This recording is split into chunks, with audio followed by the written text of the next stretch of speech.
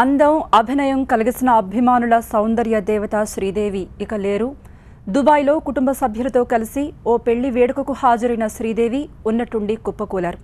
దీంతో శ్రీదేవిని ఆసుపత్రికి తరలించే ప్రయత్నం చేస్తుండగానే కన్నుమూశారు. రాత్రి 11:30 సమయంలో తుదిశ్వాస విడిచారు శ్రీదేవి. శ్రీదేవి మృతితో యావత్ భారత సినీ లోకం తీవ్ర దిగ్భ్రాంతి వ్యక్తం చేసింది. దేశ సినీ పరిశ్రమలో విషాద ఛాయలు అలుముకున్నాయి. మనతో మాట్లాడేందుకు పరుచూరి గోపాలకృష్ణ గారు ప్రముఖ రచయిత ఉన్నారు. గోపాలకృష్ణ గారు, శ్రీదేవితో మీకు ఎటువంటి అనుబంధం ఉండేది? ఏ సినిమాలకు కలిసి మీరు పనిచేశారండి? మా జీవితంలో ఎర్లీ డేస్ లో రాసిన మొట్టమొదటి పెద్ద సినిమా అనురాగ్ దేవతమ్మ అమ్మగారిది. అందులో శ్రీదేవి గారు హీరోయిన్. ఫస్ట్ టైం రవీంద్ర భారతిలో దాచుకో పదిలంగా అనే పాట వారు పాడుతున్నప్పుడు మేము రామారావు గారు అన్నగారు రమ్మన్నారని నాకు వెళ్తే ఎవరో పక్కన జూనియర్ ఆర్టిస్టులు ఇద్దరు కూర్చుని ఉన్నారు. అన్నగారి పక్కన కూర్చుంటే మీరు వచ్చి కూర్చోండి అని నన్ను మా అన్నయ్యని కూర్చోబెట్టారు. ఆవిడ పాట పాడతా అంటే నా జీవితం అక్కడ తెర మీద జూనియర్ ఆర్టిస్టులుగా కూర్చున్నాను.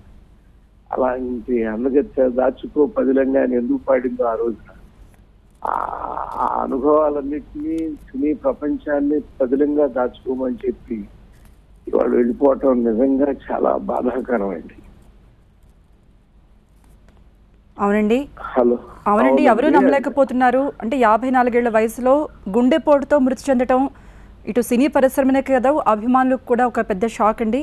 అయితే ఒక పొగరు చెప్పండి. అయోమయం అండి, అర్థం కాని అయోమయంలో తెలుగు చలనచిత్ర పరిశ్రమే కాదు, ప్రపంచ ప్రేక్షక సమూహం కూడా ఉంటుంది ఇవాళ. ఇదేంటి చనిపోవటం ఏంటి, అసలు అది నమ్మలేని నిజాలని హెడ్డింగ్ పెట్టి మొదటి మార్క్ అయితే దీనికే పడుతుందండి. ఆవిడ ఏంటి వెళ్ళిపోవటం ఏంటి, అంత చక్కగా ఆ పెళ్లి కూతురుతో కనపడతా అక్కడ వెళ్ళిపోవటం ఏంటో అర్థం కాలేదమ్మా. ఆ తర్వాత ఇంకా మంచి సినిమాలు చేసామమ్మా ఆవిడతో. జయప్రద గారు ఆవిడ ముందడుగు సినిమా చేసాము అద్భుతంగా. అసలు అందులో చాలా పేద అమ్మాయి. ఆవిడకి అందం చూపించి సినిమా చేయటం కంటే అభినయం చూపించి సినిమా చేయటం చాలా ఇష్టం అమ్మా. అది అంటా ఉండేది పాపం. మంచి క్యారెక్టర్ ఆయన పరచూరి గారు, మంచి క్యారెక్టర్ ఆయన పరచూరి గారు ముందడుగు చేశారు. ఆవిడ ఖైదీ రుద్రయ్య చేశారు, అది కూడా అద్భుతం. వజ్రాయుధం చేశారు ఆవిడ మాత్రం.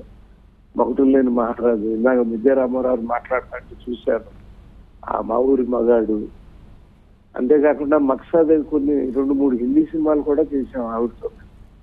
కానీ బంగారం అమ్మ అంతే.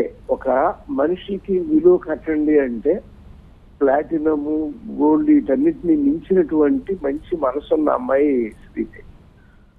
ఆవిడ ఇలా వెళ్ళిపోవటం అనేది తెలుగు పరిశ్రమకే కాదు, భారతదేశ పరిశ్రమకి నష్టం. ఇంకా మంచి పాత్రలు ఆవిడ చేస్తుంది అనుకున్నాం మన మామ్ చూసినాక. చాలా దురదృష్టం. ఒక పొగరు చూపించాలన్నా లేకపోతే త్యాగం చేసి ప్రియురాలి పాత్రలో చూపించాలన్నా ఒక కామెడీ టైమింగ్ అయినా సరే శ్రీదేవికే ఒక సొంతం అంటూ ఉంటారు. ఆమెను దృష్టిలో ఉంచుకునే పాత్రల్ని రాసేవాళ్ళ అండి రచయితలు?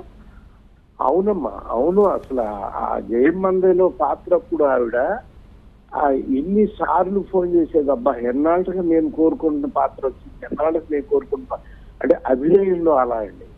అదే కొంటితనం ఆవిడ కోసం క్రియేట్ చేయబడిన పాత్రలు కొన్ని ఉంటాయమ్మా. ఇప్పుడు మీరు ఆ క్షణక్షణం మేము రాయలేదు, కానీ మీరు చూస్తూ ఉంటుంటారు టీవీలోనే కొన్ని వేల సార్లు వచ్చి ఉంటుంది, కొన్ని వేల సార్లు చూస్తూనే ఉంటుంటారు ఆ సినిమాని అందరూను. ఎంత ఈజ్ ఉన్నటువంటి నటండి, వెరీ ఈజ్ అసలు. హలో, అవునండి, అవునమ్మా. స్పందించినందుకు థ్యాంక్ యూ గోపాలకృష్ణ గారు. మనం చూస్తున్నాం టీవీ9 స్క్రీన్ మీద శ్రీదేవి అందం అభినయంతో కలగలిసిన ఆమెను గుర్తించి భారత ప్రభుత్వం పద్మశ్రీ అవార్డుతో గౌరవించారు, సత్కరించారు. పద్మశ్రీ అవార్డు అందుకుంటున్న సమయంలో శ్రీదేవి అక్కడికి వెళుతున్న సమయంలో అందరికీ అభివాదం చేసి రాష్ట్రపతి చేతుల మీదుగా పద్మశ్రీ అవార్డు అందుకున్నారు. ఆ దృశ్యాలను మనం టీవీ9 స్క్రీన్ మీద చూస్తున్నాం.